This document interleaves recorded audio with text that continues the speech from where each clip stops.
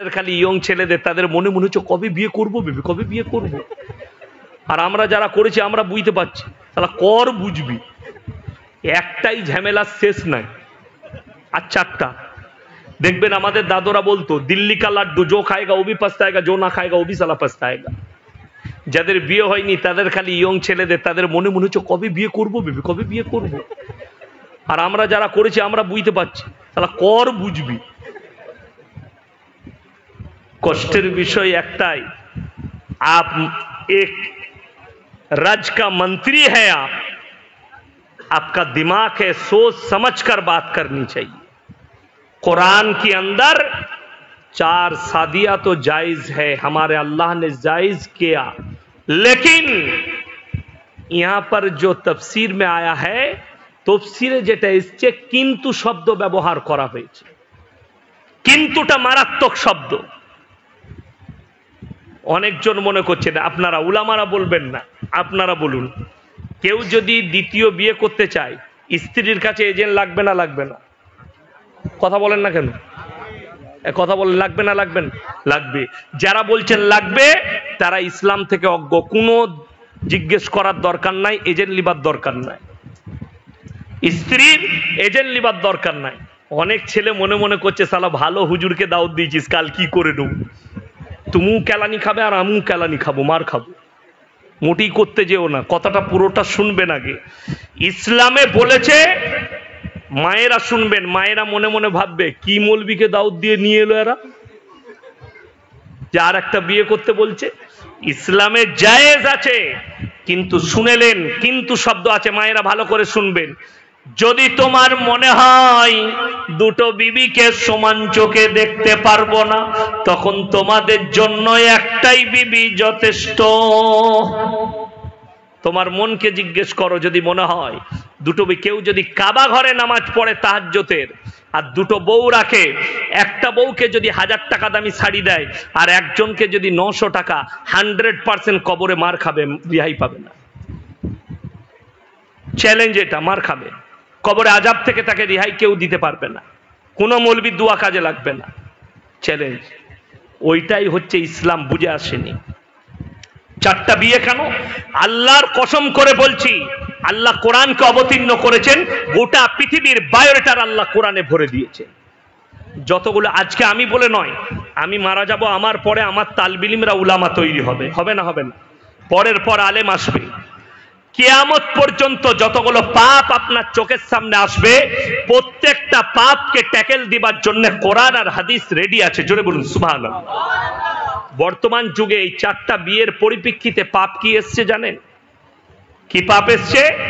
1 নম্বর পাপ এসছে test tube, মেশিনের বাচ্চা।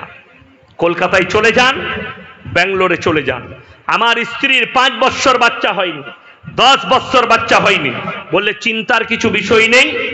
এখন আধুনিকের যুগ, কম্পিউটারের যুগ, মেশিনের দ্বারা বাচ্চা হবে। আপনার বীর্যকে নিবে, অন্য একটা মেয়ের বীর্যকে নিয়ে আপনার মেশিনে ভরে ভ্রূণ তৈরি করে ওষুধের সাহায্যে সেটা আপনার স্ত্রীর পেটে সিজার করে ভরা হবে। তারপরে আবার ওই বাচ্চাটা যখন 7 মাস বয়স হবে আপনার স্ত্রীর পেটে, ওটাকে অপারেশন করে তুলে নেওয়া হবে। এই বাচ্চাটার নাম দিয়েছে টেস্ট টিউব। শরীয়ত সম্মত এই বাচ্চাটা নাজায়েজ বাচ্চা, হারাম বাচ্চা, অবৈধ বাচ্চা। আমার নবীজি সাল্লাল্লাহু আলাইহি সাল্লাম যে ভয়টা করেছিলেন, যে আশঙ্কা করেছেন, সেটা সত্যই পরিণত হচ্ছে। নবীজি বলেছেন, এমন একটা যুগ এসে দাঁড়াবে যে যুগে বাঁদির পেটে মালিক পয়দা হতে লাগবে। আমি নাম করব না, যেহেতু ইউটিউবে বয়ানটা কালকেই আপনারা শুনতে পাবেন।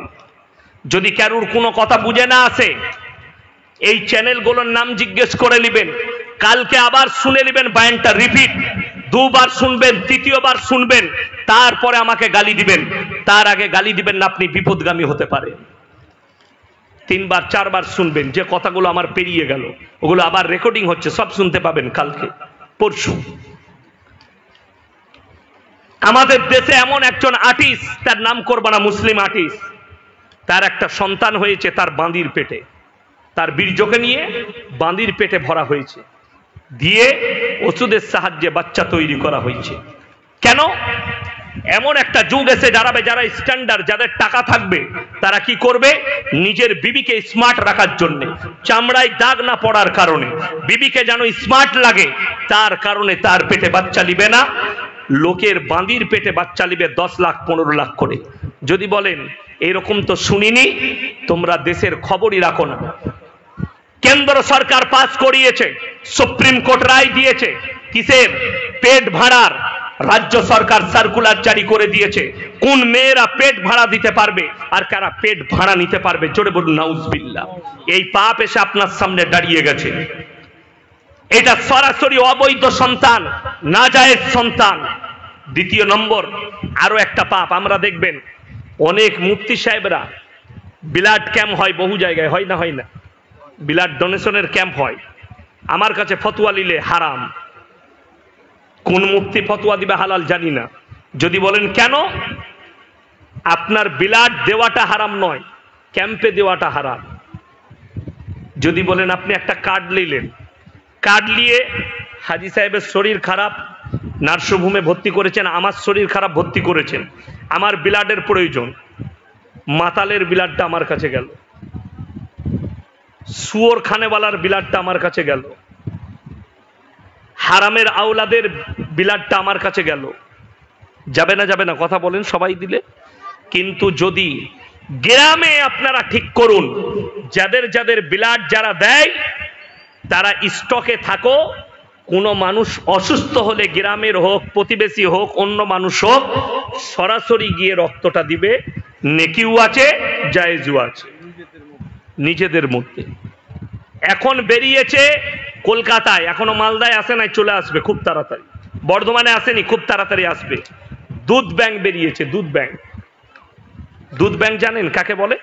যে সমস্ত মেয়েদের স্তনে অতিরিক্ত দুধ জন্ম নেয়, সেই মেয়েরা দুধগুলো বার করে ব্যাংকে জমা দিচ্ছে। সেগুলোকে কেমিক্যাল দিয়ে এরা ভালো করে রেখে দেয়। যে বাচ্চারা মায়ের দুধ পায় না, সেই বাচ্চাদিকে স্ট্রং করার জন্য সেই দুধগুলো বিক্রি করা হয় ব্যাংক থেকে। যদি বলেন হুজুর কেন হারাম, এক্সাম্পল দিয়ে বুঝিয়ে দিচ্ছি। মালদার ব্যাংকে আমার স্ত্রী বাচ্চা হলো, আমার বাচ্চা খেয়ে নিচ্ছে, তারপরও দুধ অনেক, 1 বোতল না হলে 1 লিটার দুধ ডোনেশন করলাম, ওখানে বিক্রি করলাম, ওখানে জমা রইল, হয়ে গেল। ইনার বাচ্চা হয়েছে, ইনার বাচ্চা দুধ পাচ্ছে না, ইনি গেলেন ব্যাংকে কিনতে। ইনি কিন্তু জানেন না আমার স্ত্রীর দুধটা ইনাকে দিল।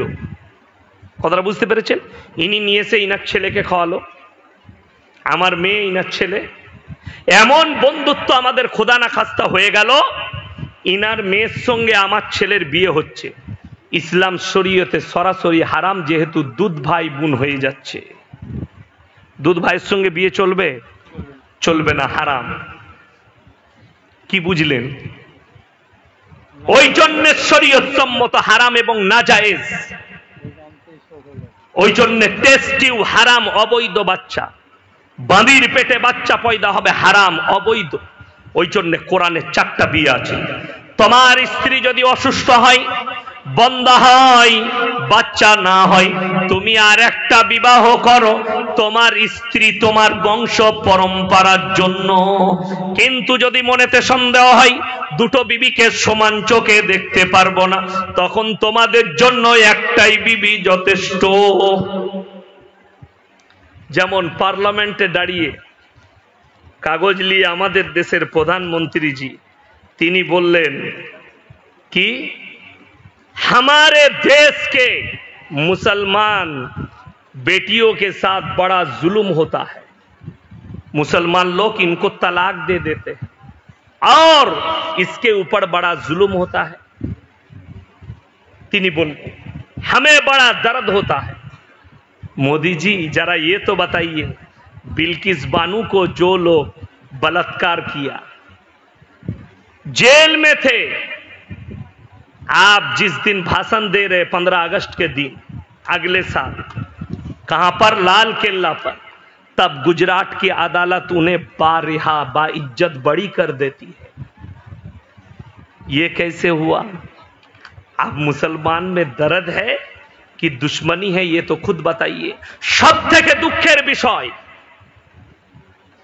পার্লামেন্টে অতগুলো মেম্বার আছে, এমপি আছে, পক্ষ বিপক্ষ আছে, মুসলমান এমপি আছে, কেউ একজনা প্রশ্ন করেনি যে मुसलमान बेटी को लिए हमारे इतना दर्द है, ये लोग बीबी को तलाक देते हैं और बड़ा जुल्म करते हैं, लेकिन किसी ने सवाल नहीं किया आप हमारे देश के प्राइम मिनिस्टर साहब है, लेकिन आपका बीबी कहां पर है।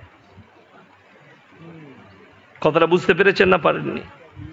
और हमारे देश के मीडिया वाले तो बिक गए, ये तो मोदी जी का पला हुआ कुत्ता है, ये कैसे सवाल करेंगे।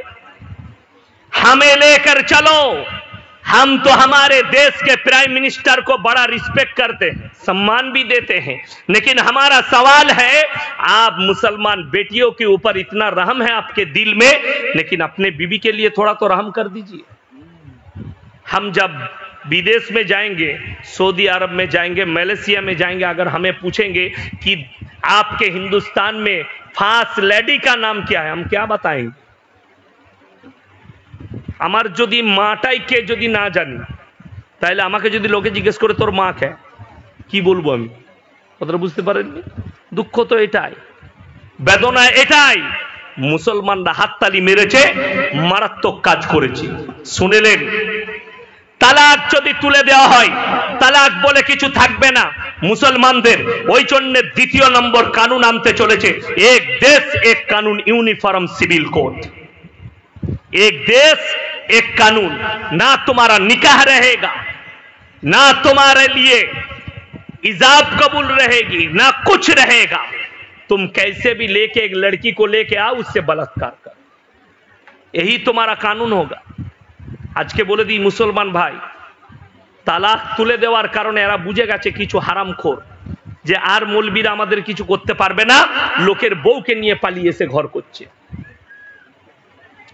বিনা বিয়েতে, বিয়ে তো দূরের কথা, উলামারা বসে আছে, যদি পশ্চিম বাংলার নয় পৃথিবীর কোন মুফতি ফতোয়া দিতে পারে মুসলমানদের যে কারুর বউকে নিয়ে পালিয়েছে তাকে নিকাহ করে, গোটা পৃথিবীর আল্লাহর কসম করে বলছি, গোটা মালদা ডিস্ট্রিক্টের সব মোল্লার মুহাদ্দিস গুলোকে নিয়ে যদি নিকাহ পড়ান, আল্লাহর কসম নিকাহ হবে না, প্রথম স্বামী তাকে তালাক না দেওয়া পর্যন্ত, ইদ্দত না পালন করা পর্যন্ত। এটা হচ্ছে শরীয়ত। আমাদের সমাজে অনেক মুসলমান এই কথা ভেবে নিয়েছে যে মুসলমানরা এই মৌলবীদের কিছু ক্ষমতা নেই, আমরা আমাদের ইচ্ছা মতো করো, লোকের বউকে নিয়ে পালিয়েছে ঘর করো। যদি জানা যায় আপনাদের সমাজে এরকম লোক বাস করছে, তাকে সমাজ থেকে বয়কট করতে হবে, তাকে সমাজ থেকে বঞ্চিত করতে হবে। তার হাতে কোনো মৌলবীর খাওয়া যাবে না, কোনো মুমিন ব্যক্তির খাওয়া যাবে না। কেন? সরাসরি সে জিনায় লিপ্ত আছে, বলাৎকার জিনা করছে, সে অবৈধ সম্পর্কে আছে। কেন এলো এটা? ভারতবর্ষ রায় দিয়ে দিয়েছে পরকীয়া জায়েজ আছে। তোমার বউ যদি লোকের সাথে শোয়, রাতের বেলায় সকাল বেলায় তোমার কাছে আছে, তুমি কিচ্ছু করতে পারবে না। শরীয়তে অনেক কিছু করা যাবে, কিন্তু ভারতের সংবিধানে কিছুই করতে পাবেন না। সরকার বলছে, কোর্ট বলছে পরকীয়া জায়েজ আছে। হাজার হাজার মুসলমান আজকে এটার কারণে, দিন না থাকার কারণে, এডুকেশন না থাকার কারণে, কোরআন হাদিসের জ্ঞান না থাকার কারণে, ইসলামী শরীয়তের জ্ঞান না থাকার কারণে হাজার হাজার মুসলমান মেয়ে, নারী, পুরুষ তারা জিনায় লিপ্ত হচ্ছে, পরকীয়ায় লিপ্ত হচ্ছে। আমাদের মতো মৌলবীর ফতোয়া চলে কোথায়? বড় কষ্ট তো ওই জায়গায় লাগছে। কোথায়? ওই জায়গাটাই আমাদের কষ্ট, যে মুসলমান ভেবেছে কি আমাদের ফতোয়া চলে, আমাদের সমাজে আমাদের ফতোয়া চলে। হাদিসুন নিসা, সব থেকে বড় মুফতি হচ্ছে মা খালারা, এদের থেকে বড় মুফতি কেউ নেই। হ্যাঁ, এই 2 সপ্তাহ আগে আমার তখন জলসা ছিল না, মাদ্রাসায় একজন এলো, আসার পরে বলছে, হুজুর আমার আত্মীয় হয়, এই ছেলের বিয়ে ঠিক করব, আপনি একটু এলে ভালো হতো। আমি যাচ্ছি, বসে আছি গ্রামে, গেলাম, ছেলে মেয়ের বিয়ে হবে। আমাকে বললো, হুজুর ডায়েরিটা খুলে দেখুন কবে সুবিধা হবে। আমি ফাল্গুন মাসের প্রথম সপ্তাহে করো, আমিও থাকতে পাবো, শনিবার, রবিবার, সোমবার। কিন্তু ইয়াসিনের কথা তো চলবে না, এই হুজুরের কথা চলবে না। ও বাইরে বেরিয়ে গেল, আমি আমার ম্যানেজারকে বললাম, দেখতে তো কোথায় গেল। ও যে হুজুর কাকে ফোন লাগাইছে, আমরা ও বড় মুফতি সাহেবকে ফোন লাগাইছে, মানে ওর বউকে, উনি হচ্ছেন বড় মুফতি। বলছে হুজুর বলছে শনিবার আর রবিবার সোমবার বিয়ে। মুফতি সাহেব ফতোয়া দিচ্ছে শনিবার বিয়ে দিলে শনি লেগে যাবে, ওই দিক থেকে ফতোয়া এসছে। আমাকে বলছে আমার বউ বলছে শনিবার বিয়ে দিলে শনি লেগে যাবে। আমার তোর বাপ মরে গেলে কি করবি? তাহলে তো শনিবার মাটি দেওয়া যাবে না, তোর বাপের কবরে শনি লেগে যাবে, রবিবার দিতে হবে। এর থেকে বড় কুসংস্কার ও ইসলামিক কালচার আর কি হতে পারে? আল্লাহর কাছে সব দিনটাই সমান। মুর্শিদাবাদের একটা ছেলে ফোন করে রোজার মাসে বলছে হুজুর আমাবস্যার রাতে কি বিয়ে করা যাবে? আমরা মোটেই করবি না, কালো ছেলে হবে। কি বলবো তাকে? হাদিসে কোরআনে কোথাও পাইনি যে আমাবস্যার রাতে বিয়ে করতে নাই। বড় কষ্ট। এগুলো হচ্ছে ও ইসলামিক কালচার, ইসলাম ছাড়া কালচার। এগুলো অমুসলিম ভাইদের বিয়েতে। আপনি আমাদের বর্ধমানে আছে, আপনাদের মালদায় কি আছে জানি না, মেয়েদের হাদিস সব নাস্তা করাবে, বিভিন্ন রকম আইটেম খাওয়াবে, কিন্তু ডিম দিবে না। আমাকে ডিম দেয় নাই চায়েতে। আমাদের একটা রেওয়াজ আছে বাঙালিদের, চায়ের সঙ্গে ডিম সিদ্ধ দেওয়া। দেন না মেহমানকে ডিম সিদ্ধ, তো ডিম দেয়নি। আমি বাড়িতে এসে আমার বিবিকে বললাম হ্যাঁ গো ডিম দেয়নি কেন? সব নাস্তা করালে। বলে তুমি জানো না বিয়ের দিন ঠিক হলে ডিম দিতে নাই, মেয়েরা বলছে বিয়ে ভেঙে যাবে। আমরা হ্যালো ডিমের পাওয়ার এত কি করে হলো? আমাদের তো জানা নাই। হাদিসকার খালার আর নানির আর ফুপুর হাদিস, হাদিসুন নিসা, অবৈধ ভাষা, ইসলাম বিরোধী ভাষা, শিরকি ভাষা। যে ডিমের সৃষ্টিকর্তা আল্লাহ, তার থেকে পাওয়ার ডিমের কি করে হতে পারে? যিনি ডিমকে সৃষ্টি করেছেন, যে ডিম খেলে হজম হয়ে পায়খানা হয়ে নেমে যাবে, তোমার পেটের পাওয়ার বেশি ডিমের থেকে? পেটের পাওয়ার বেশি না বেশি নয়? আপনি নিয়ে আসুন একটা ডিম খেলে, সিদ্ধ ডিম হজম হয়ে পায়খানা হয়ে নেমে যায়, তাইলে পেটের পাওয়ার বেশি না ডিমের পাওয়ার বেশি? পেটের পাওয়ার বেশি। ইঞ্জিন আছে, হজম করে বার করে দিবে। তো তুমি ডিমের উপরে বিশ্বাস করলে, তার সৃষ্টিকর্তার উপরে বিশ্বাস করতে পারলে না। দুঃখ ওই জায়গায়। আমার মুসলমান ভাই দিনের উপরে ফিরে আসুন। সবাই আসবো, জোরে বলুন ইনশাআল্লাহ। হ্যাঁ চলুন। এরপরে আমি যেখানে ছিলাম সেখানে ফিরে যাব। কোথায়? 5টা জিনিসের উপরে আমল করতে হবে, তবে তারা মুমিন, হিদায়েতের উপরে আছে। 1 নম্বর আল্লাযীনা ইউমিনুনা বিল গায়ব, না দেখে আল্লাহকে বিশ্বাসের নাম হচ্ছে ঈমান। আপনারা কেউ আল্লাহকে দেখেছেন? তারপরেও এখানে এসে বসেছেন কার মহব্বতে? আল্লাহর মহব্বতে। জোরে বলুন সুবহানাল্লাহ। আল্লাহর মহব্বত প্রেম টেনে নিয়ে এসেছে। এই আল্লাহর প্রেমের বদলায় কি পাবেন? আল্লাহ বড় জায়গা রেখেছে। দেখুন জান্নাতে জান্নাতীদের বড় উপহার হবে। কিরকম উপহারটা হবে বলে দিই। ছেলেদের দেখবেন যখন বিয়ে ঠিক হয়, বাপ যদি মেয়ে দেখে আসে আর ছেলেকে বলে তোর বউটা দেখে এলাম, মেয়ে দেখে এলাম, খুব সুন্দরী দেখতে, ছেলের তখন মনে হয় আমি কবে যাব, আমি কবে যাব। আর বাপ যদি বলে তুমি সামনে শুক্রবার যাবে, এই প্রত্যেক দিন খালি ডায়েরিটা খুলে দেখবে কবে শুক্রবার, আজকে কি বার, দিন পেরুবে না। কেন বলছি? আমার সাথেও ঘটেছে। আমি যখন লখনৌ ইরফানিয়ায় পড়ি, আমার মা ফোন করে বলল তোমার বিয়ে ঠিক করছি আমরা তোমার ফুপুর মেয়ের সাথে। আমি পড়ার জীবন বাইরে কাটিয়েছি, আমার ফুপুর মেয়েকে ছোটবেলায় দেখেছি, আমি দেখিনি আর। তো আমি বললাম যে আমি দেখতে যাব। বলে এক কাজ করো, টিকিট করে নাও, বকরা ঈদের ছুটিতে এসো, তখন গিয়ে একবার দেখে আসবে আমার সাথে। আমি টিকিট বানালাম, রোজ খালি টিকিটটা বার করি আর একবার করে দেখি কবে তারিখটা হবে। কি বললেন? কেন? ভেতরে লাড্ডু পড়ছে, আমি আমার অর্ধাঙ্গিনীকে কখন দেখব। আমার মুসলমান ভাই সিজদায় পড়ে কাঁদবেন, ফজরের সময় যখন নামাজ পড়তে উঠবেন চোখের পানি ফেলাবেন। আল্লাহর জান্নাতে সবথেকে দামি উপহার হবে আল্লাহর দিদার। চলে বলুন সুবহানাল্লাহ। আল্লাহর দিদার হবে জান্নাতীদের।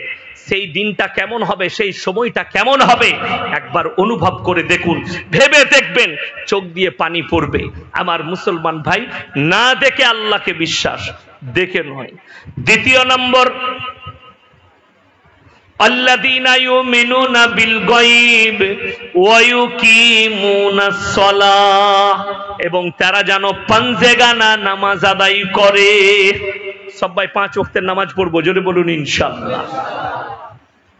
এরপর বলি, আল্লাহ নবী সাল্লাল্লাহু আলাইহি সাল্লাম হাদিস বর্ণনা করলেন, মুসান্নাব ইবনে আবু শাইবার 40 নম্বর হাদিস। নবীজি বললেন, হে আমার সাহাবীরা, এমন একটা যুগ আসবে মসজিদগুলোই মুসল্লি ভরে যাবে, নামাজীর অভাব থাকবে না। সাহাবীরা বললেন, ইয়া রাসূলুল্লাহ, তারা কেমন নামাজি হবে? নবীজি বললেন, তারা সুদ খাবে আর নামাজ পড়বে, আর বড় বড় অট্টালিকা বাড়ি বানাবে, আর বড় বড় মার্কেট তৈরি করবে। লোকের কাছে নিজের পয়সা, নিজের আভিজাত্যকে প্রকাশ করবে, অথচ তারা মসজিদে আসবে, তারা হবে সুদখোর নামাজি। সাহাবীরা কাঁদলেন, ইয়া রাসূলুল্লাহ, এই যুগ বড় খতরনাক যুগ হবে। আমার মুসলমান ভাই, নামাজ পড়বেন, নামাজটা যেন নামাজের মতো হয়। পাইকিরি নামাজ পড়বেন না। আমাদের দেশের অনেক লোক পাইকিরি নামাজ পড়ে। পাইকিরি নামাজ মানে কি? বাজারে দোকান আছে, মসজিদে আজান হয়েছে, আজান হওয়ার পরে দোকান চালিয়ে যাচ্ছে, ঠিক যখন তাকবীর দিচ্ছে আল্লাহু আকবার আল্লাহু আকবার, তখন তাড়াতাড়ি ছুটে এসে আল্লাহ, আর মনে পড়ছে না দোকানের ক্যাশ বাস্কতে চাবি লাগাইছি না লাগাইনি। নামাজে দাঁড়িয়ে টাকা গুনছে, তালা গুনছে। নামাজটা কত সুন্দর হবে। হাজী সাহেব আমার পাশে বসে আছে, জিজ্ঞেস করুন, মক্কা মদিনায় আজান হওয়ার আগে মুসল্লিরা মসজিদে প্রবেশ করে যায়। জোরে বলুন সুবহানাল্লাহ। ঠিক বলেছেন হাজী সাহেব? যারা গেছে তারা জানে, দোকান খোলা পড়ে থাকে, আজান হলে সবাই মসজিদে চলে এলো নামাজের জন্য। তা বলে আপনারা দোকান খুলে মসজিদে যাবেন না, ঘুরে এসে দেখবেন দুটি চানাচুরু নেই, সব নিয়ে পালিয়ে গেছে। কেন? ওখানে আর এখানে বহুত পার্থক্য আছে, ফারাক আছে, ইমানের মজবুতির ফারাক আছে। আমার মুসলমান ভাই, কেন? তারা কিসের ওপরে আমল করলো? আল্লাহর কোরআনের ওপরে, নবীজির আদর্শের ওপরে আমল করলো। যদি বলেন কি বলছে, যারা ব্যবসায়ী আছেন, যারা চাষিবাসী আছেন, তারা শুনেলেন। আমার আল্লাহ রাব্বুল আলামিন কোরআনে বললেন, ইয়া আইয়ুহাল্লাযীনা আমানু ইযা নুদিয়া লিস-সালাতি মিন ইয়াউমিল জুমআহ ফাসাউ ইলা যিকরিল্লাহি ওয়া যারুল বাই যালিকুম খায়রুল লাকুম ইন কুনতুম তা'লামুন ফাইযা কুদিয়াতিস-সালাতু ফান্তাশিরু ফিল আরদি ওয়াবতাগু মিন ফাদলিল্লাহ ওয়াজকুরুল্লাহা কাসীরান লাআল্লাকুম তুফলিহুন। হে আমার বিশ্বনবী, পৃথিবীর মানুষকে বলো, হে ইমানদার ব্যক্তিরা, যখন তোমাদিকে জুম্মার জন্য ডাক দেওয়া হয়, তোমরা সমস্ত ব্যবসা বাণিজ্য বন্ধ করো। ডাক দেওয়া মাত্র, আজান হওয়া মাত্র সব বন্ধ করে দাও, ব্যবসা বাণিজ্য, খেতি বাড়ি, আর চলে এসো আল্লাহর ঘরে কল্যাণের জন্য। আজান হওয়া মাত্র দোকান বন্ধ করো আর মসজিদে চলে যাও। উজু করে আগে থেকে রেডি হয়ে যাও, মসজিদের ভেতরে গিয়ে। আমার মুসলমান ভাই, এটার ওপরে সৌদি আরব, ইয়ামান, Qatar, Kuwait, Iran, Iraq, Malaysia, Indonesia, মিশর সবাই আমল করলো। ভারতের লোকরা বললে নামাজ না দাঁড়ালে তার আগে যাওয়া যাবে না। যেমন আমাদের দেশে মসজিদের থেকে জানাজার নামাজে ভিড় বেশি হয়, হয় না? হয় না? কথা বলে জানাজার নামাজ পড়বে, জোহরের নামাজের পরে জানাজা আছে। কিছু হযরত আছে, তারা উজু করে মসজিদের বাইরে বসে থাকে, ফরজ পড়বে না কিন্তু জানাজা পড়বে। আচ্ছা, কেউ যদি জানাজা ছেড়ে দেয় গুনাহ আছে? গুনাহ নাই। কেউ যদি ফরজ নামাজ ছেড়ে দেয়, গুনায়ে কবিরা। জেনে রেখে দিবেন, ফরজ ইবাদত ছেড়েছে। মানুষের, আমাদের দেশের লোকের বুঝার এটাই ভুল। নামাজ কেমন পড়বেন? আমার আল্লাহ রাব্বুল আলামিন নামাজ সম্পর্কে বললেন, কাদাফলাহাল মুমিনুন, যারা মুমিন হবে তাদের 1 নম্বর চরিত্র হবে আল্লাযীনা হুম ফি সলাতিহিম খাশিউন। তারা যখন নামাজ পড়ে, নম্রতার সঙ্গে নামাজ পড়ে, বিনয়ের সঙ্গে নামাজ পড়ে, খুশু খুজুর সঙ্গে নামাজ আদায় করবে। নম্র বিনয়ী ভাবে নামাজ আদায় করবে। 5 মিনিটের নামাজে 10 মিনিট খরচ করবেন। আমাদের দেশে 40 মিনিটে তারাবি শেষ হয়ে যায়, হয় না? হয় না? এটা হাফেজদের দোষ নাই, কওমের দোষ। মুসলমান জাতির সমাজের দোষ। আল্লাহ তাআলা আপনাকে আমাকে সকলকে হেফাজত করুক, বলুন আমিন। আল্লাহ হেফাজত করুক, আল্লাহ ইখলাসের সঙ্গে নামাজ পড়ার তৌফিক দান করুক। ফাইন্নাহু ইয়ারাক, তোমরা যখন আল্লাহর কাছে দাঁড়াবে মনে মনে ভাববে আমি আল্লাহকে দেখতে পাই বা না পাই, আমার আল্লাহ আমাকে অবশ্যই দেখছেন, এটা তোমরা মনে মনে করবে। আমি আল্লাহকে দেখতে পাই বা না পাই, আমার আল্লাহ আমাকে অবশ্যই দেখছেন। ফাইন্নাহু ইয়ারাক, তবে তোমার নামাজের মধ্যে ধ্যান থাকবে। আজকে অনেক মানুষ বলে আমার নামাজের মধ্যে ধ্যান থাকে না, তার কারণ হচ্ছে তুমি খুশু আনতে পারোনি, আল্লাহর প্রতি নিজেকে আত্মসমর্পণ করতে পারোনি। সবাই করবো, জোরে বলুন ইনশাআল্লাহ। এরপর চলুন তৃতীয় নম্বর, ওয়ামিম্মা রাযাকনাহুম ইউনফিকুন, এবং আমি আল্লাহ যে রিজক দান করেছি সেখান থেকে তারা ব্যয় করবে। আমি আল্লাহ যে রিজক দান করেছি সেখান থেকে তারা যেন ব্যয় করে। হালাল মালকে হারাম জায়গায় ইস্তেমাল করবেন না। মানুষ হালাল টাকা রোজগার করে, আম বিক্রি করে 5 লক্ষ টাকা লাভ করেছেন, আপনি দেখলেন 5 লক্ষ টাকা রেখে লাভ নাই, সুদের ওপরে ছড়িয়ে দে, মাসে 20,000 করে পাবো, সংসার চলবে, 5 লাখের 5 লাখ চলবে। হালাল মালকে হারাম জায়গায় ইস্তেমাল করা, আপনি হারামে পরিবর্তন করছেন সেটার দ্বারা। ইসলাম এটাকে অনুচিত বলেছে, শরীয়ত সম্মত হারাম বলেছে। আমার মুসলমান ভাই, চলুন আপনি সবাই নিয়ত করলেন হালাল খাবো, জোরে বলুন ইনশাআল্লাহ। আল্লাহর উপরে ভরসা করুন, ভালো মন্দ, কল্যাণ অকল্যাণ, দুঃখ কষ্ট, হায়াত মত, সবের মালিক সকলে বলুন কে? আল্লাহ। অনেকজন আমাদের দেশের লোক আছে পেরেশান হয়ে যায়, ব্যবসা যদি একটু মন্দা যায়, ব্যবসা যদি একটু খারাপ যায়, সঙ্গে সঙ্গে আমাদের কাছে হাজির হয়, হুজুর ব্যবসা খারাপ যাচ্ছে, ব্যবসার হাল খারাপ, হুজুর তাবিজ দেন যেন আমার ব্যবসায় একটা বরকত হয়। আপনাকে দেখিয়ে দেবো মালদা টাউনে, মুর্শিদাবাদে চলুন, কত দোকানি এত বড় বড় তাবিজ টাঙ্গি রেখেছে। কি ব্যাপার এটা? বলে হুজুর বরকতের তাবিজ। যদি তাবিজে তোমার দোকানে বরকত হয় তাহলে সব থেকে বড় লোক কে আগে হবে? হুজুর হবে না? হবে না? আমি তাবিজ দিচ্ছি, বরকতের তাবিজ তো আমার কাছে, মার তাবিজ আর দোকানগুলো টেনেলে দোকানগুলো তো সব হুজুরদের হবে, তোমাদের হতে যাবে কেন? কিন্তু মানুষের বুঝার ভুল। আপনি কি করবেন? আমার আল্লাহ কোরআনে বললেন وَلَنَبْلُوَنَّكُمْ بِشَيْءٍ مِّنَ الْخَوْفِ وَالْجُوعِ وَنَقْصٍ مِّنَ الْأَمْوَالِ وَالْأَنفُسِ وَالثَّمَرَاتِ وَبَشِّرِ الصَّابِرِينَ الَّذِينَ إِذَا أَصَابَتْهُمْ مُصِيبَةٌ قَالُوا إِنَّا لِلَّهِ وَإِنَّا إِلَيْهِ راجعون। হে আমার বিশ্বনবী, আমি কখনোই আমার বান্দার মালের ক্ষতি করি, কখনো জানের, কখনো খেতিবাড়ির, কখনো ব্যবসা বাণিজ্যর, আমি আল্লাহ পরীক্ষা করি। ওয়াবাশশিরিস সাবিরিন, কারা সবর করেছে, ধৈর্য ধারণ করেছে। সবাই সবর করবো, জোরে বলুন ইনশাআল্লাহ। আপনার ব্যবসা একটু মন্দ যাচ্ছে, আল্লাহকে বলুন আল্লাহ তুমি আমার ব্যবসাতে বরকত দাও, তুমি আমার রুজিতে বরকত দাও। আল্লাহর কাছে কেউ সম্পদের দোয়া করবেন না, আল্লাহর কাছে দোয়া করবেন, ওগো আল্লাহ তুমি আমাকে ইজ্জতের রুজি দান করো, হালাল রুজি দান করো, মালের নয়।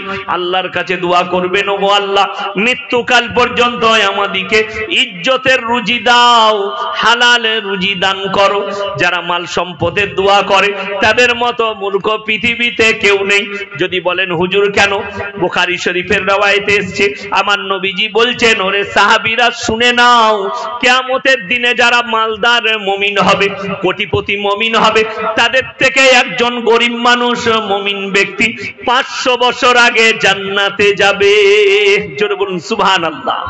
আপনি গরিব, খেটে খান, চাষবাস করে খান, আপনি 500 বছর আগে একটা বড় লোকের থেকে 500 বছর আগে জান্নাতে যাবেন। কেন বললাম? কিয়ামতের দিনটা বড় খতরনাক দিন হবে। বড় ডেঞ্জার দিন হবে।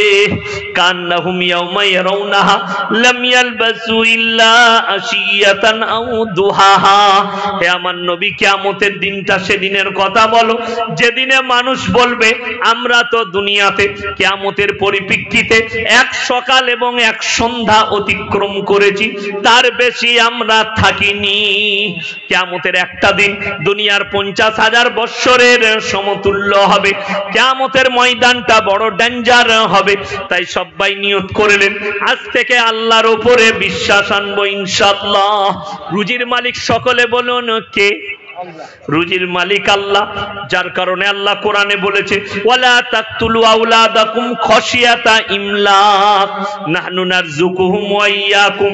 হে আমার নবী বলে দাও, হে আমার বান্দারা, তোমরা দরিদ্রতার ভয়ে তোমাদের আওলাদকে কতল করো না। যারা পেটের সন্তানকে কতল করে, কি করে মানুষ করব, কি করে খাওয়াবো, সেই মায়েরা শুনে যান। সেই বাপেরা যারা ভাবছেন আমি ওষুধ ইনজেকশন দিয়ে আমার বাচ্চাকে নষ্ট করেছি, নদ নালা নালি পায়খানা চেম্বারে পৌঁছে গেছে রক্ত পানি হয়ে, এরপরে পৃথিবীর আমার বাবা জানে না, মা জানে না, প্রতিবেশী জানে না, আমি একমাত্র আমার বাচ্চাকে গোপনে ধ্বংস করেছি, গোপনে হত্যা করেছি। আমার ভাইয়েরা শুনেলেন, আল্লাহর কসম করে বলছি, যারা মনে করছেন পৃথিবীর কেউ দেখতে পায়নি, সূরা আল ইমরান প্রথম পৃষ্ঠা আমার আল্লাহ কোরআনে বললেন ইন্নাল্লাহা লা ইয়াখফা আলাইহি শাইউন ফিল আরদি ওয়ালা ফিস সামা। হে আমার বিশ্ব নবী, পৃথিবীর মানুষকে বলে দাও আসমান আর জমিনের মধ্যে যা কিছু আছে কোন জিনিসটাই আমার আল্লাহর কাছে গোপন নেই। আমি আল্লাহ সব খবর রাখি। কোরআনে অপর জায়গায় আছে লা উকসিমু বিয়াউমিল কিয়ামা ওয়ালা উকসিমু বিন-নাফসিল লাওয়ামা আয়াহসাবুল ইনসানু আল্লান নাজমা ইদামা বালা কাদিরিনা আলা আন নুসাউইয়া বানানা বাল ইউরিদুল ইনসানু লিয়াবজুরা আমামা ইয়াসআলু আইয়ানা ইয়াউমুল কিয়ামা। হে আমার বিশ্ব নবী বলো ফাইদা লা উকসিমু বিয়াউমিল কিয়ামা, আমি কসম খাচ্ছি কিয়ামতের দিনের, ওয়ালা উকসিমু বিন-নাফসিল লাওয়ামা, আর আমি কসম খাচ্ছি ওই সমস্ত আত্মার যারা মনে মনে ভাবে মরে যাওয়ার পরে আমরা মাটির সাথে মিশে যাই, ছাই হয়ে উড়ে যাই, আল্লাহ কেমন করে আমাদিকে একত্রিত করবেন। পাইটা দেখি আমার মুসলমান ভাই, আমাকে সেদিন একজন প্রশ্ন করেছে যে হুজুর, আমাদের দেশে হিন্দু ভাইদিকে পুড়িয়ে দেওয়া হয়, হয় না? হয় না? পুড়ানো হয় না? তাইলে ছাই হয়ে গেল, তাদের আযাব কি করে হবে? বিসমিল্লাহ। দ্বিতীয় নম্বর, তাদেরকে বুঝিয়েছি তারা তো ছাই হয়ে উড়ে যায় পুড়িয়ে দেওয়ার পরে, আর আমাদের মুসলমানরা মাটির সাথে মিশে যায়, যায় না? যায়, মিশে যায়। সেইখানে থাকে কোনটা? শুধুমাত্র রূহ। আর আমাদের জীবনে কিয়ামত পর্যন্ত 3টে জীবন অতিবাহিত হবে। দুনিয়া, দুনিয়ার পরে মাটি, কবরের জগৎ একটা, তৃতীয় নম্বর কিয়ামত, জান্নাত আর জাহান্নামের জগৎ। এই 3টে জগৎ আপনি পাবেন। শেষ জগৎটা হচ্ছে আবাদান আবাদা। কিয়ামতের সকাল পর্যন্ত জগৎ হচ্ছে কবরের জগৎ, দুনিয়ার পরে। সেখানে আল্লাহ তাআলা তার রুহের আযাব দেয়। আমাদের যে জানটা আছে, রুহটা, তার আযাব হয়, শরীরটা লয়। শরীরটা কিরকম আযাব হবে? আল্লাহর দিয়া শরীর কবরে আলাদা থাকবে, সেটা আপনার আমার পক্ষে দেখা সম্ভব নয়। হাদিসে এসছে, নবীজি সাল্লাল্লাহু আলাইহি সাল্লাম বলেছেন, সেটা একমাত্র প্রাণীরা দেখতে পায়। দেখবেন মাঝে মাঝে কবরস্থানে গরু ঢুকে গেলে সে হঠাৎ ছুটে চলে আসে, ভয়ে বেরিয়ে আসে। কুকুররা, বিড়ালরা, এই ধরনের প্রাণীরা দেখতে পায়। আমার মুসলমান ভাই, একটু চা ঢালেন, কম একটু নেব।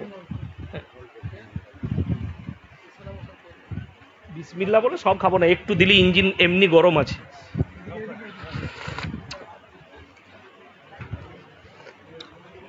একবার দরুদ শরীফ পড়ুন সবাই মহব্বতের সঙ্গে, আল্লাহুম্মা সাল্লি আলা মুহাম্মাদিন ওয়া আলা আলি মুহাম্মাদ কামা সাল্লাইতা আলা ইব্রাহিম ওয়া আলা আলি ইব্রাহিম ইন্নাকা হামিদুম মাজিদ।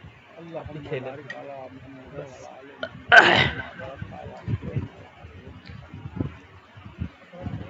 যারা মনে মনে ভাবছেন আমার বাচ্চা রক্ত পানি হয়ে পায়খানা চেম্বারে নেমে গেছে, ওষুধ ইঞ্জেকশন দিয়ে গলিয়ে নেমেছি, আল্লাহর কসম আল্লাহ ওই বাচ্চাগুলোকে পুনরায় দাঁড় করাবেন কিয়ামতের দিনে। তারা আল্লাহকে বলবে, ওগো আল্লাহ, এই পাপিষ্ট মা বাপ যারা আমাকে মায়ের পেটে হত্যা করেছে, আমি বলছি শুনে নাও, তুমি যে মৌলবীকে ধরবে ধরো, আর যাকে দিয়ে দোয়া করাবে করাও, আমার আল্লাহ ক্ষমা না করলে তুমি সেদিনে জাহান্নামে যাবে। তাই তোমরা দরিদ্রতার ভয়ে কেউ নিজেদের আওলাদকে কতল করো না। আমি দেখছিলাম কিছুদিন আগে আমাদের দেশের একজন হিন্দু মা, আল্লাহ তাকে হিদায়ত দেখ, দোয়া করি, সে मीडिया सामने बोलचे मुसलमान 10-10 बच्चे लेते हैं, 5-5 बच्चे लेते हैं, तो सरकार रोजी रोटी कहां से देगी, मकान कहां से देगा इतने बच्चे लेने से।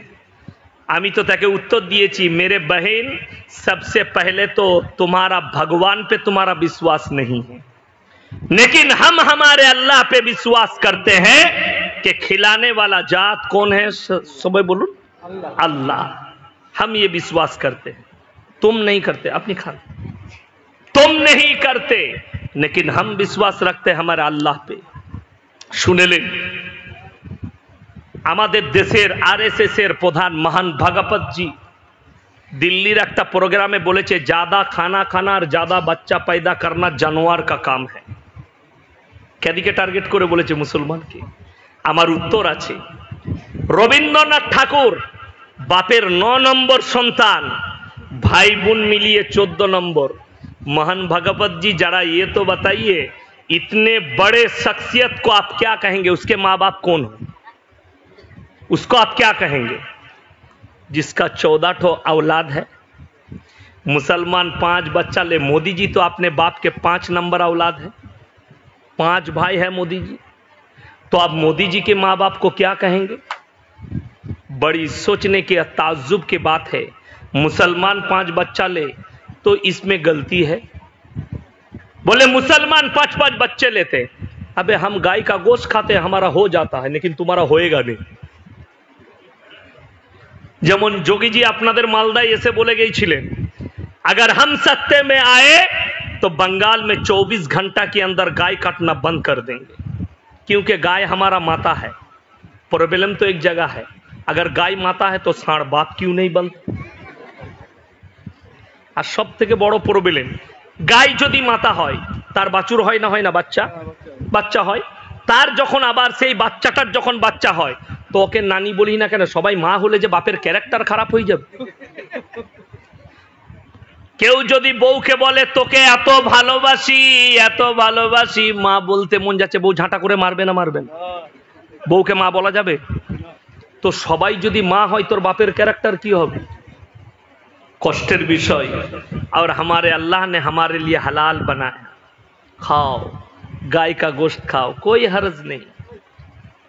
बड़ो कष्टेर विषय, भारतवर्षे पृथिवीर এখন দ্বিতীয় নম্বরে আছে গোশ রপ্তানিতে, গরুর গোশ রপ্তানিতে পৃথিবীতে দ্বিতীয় নম্বর। 7টা বড় বড় বিফের ফ্যাক্টরি আছে, তার মধ্যে 5টা খালি আরএসএস এর লোকে, বিজেপির নেতাদের 5টা। আমি আপনাদেরকে তথ্য দিয়ে গেলাম। ইউপিতে খুদ আছে একটা, পুনেতে আছে, গোয়ায় আছে, দিল্লিতে আছে। अरे जरा बोलचे हम गोरक्षक बाहिनी है, अबे उधर जाके कंपनियों को तोड़ो, तुम्हारा नेता को मारो जूते से, साला इतना इतना गाय काट देते हो, स्पॉट होके चला जाता है देश विदेश में। बड़ो कष्टेर विषय। जरा बोलचे बंगाल में गाय काटना बंद कर देंगे, अपनी आमार संगे चलुन, गुजराटे गरुर गोश्त पाওয়া যায়, मुम्बई गरुर गोश्त पाওয়া যায়, दिल्लीते गरुर गोश्त पाওয়া যায়, यूपीते गरुर गोश्त पाওয়া যায়। কেরা বিক্রি করে? লাইসেন্সধারী দোকান আছে। আর যদি গাय काटना बंद हो जाए असुविधा की আছে? गाय काटना बंद कर दो, हम इतना बकरी खाएंगे तुम सूंघ भी नहीं पाओगे। ठीक की ना कथा बोले?